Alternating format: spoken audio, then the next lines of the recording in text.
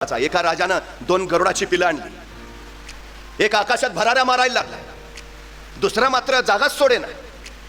राजानं दंडी दिली, जो कुणी या गरुडाच्या पिलाला उडायला शिकवेल त्याला अर्ध राज्य बक्षीस दिलं जाईल.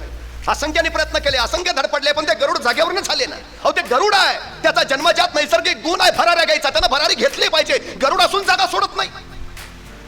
एका शेतकऱ्याने ही दंडी ऐकली आणि शेतकरी राजांकडे आला. मी करू का प्रयत्न महाराज? महाराज म्हणले कर. आणि दुसऱ्या क्षणाला त्या शेतकऱ्यानं तो गरुड बसला होता ती फांदी मोडून टाकली.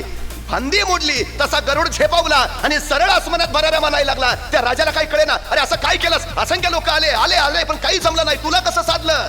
शेतकरी म्हणला काही नाही, तो जिथं बसला होता ती जागा पहिली मी मोडून टाकली, फांदी तोडून टाकली. आम्ही सुरक्षित राहायची सवय आम्हाला लागलेली असते.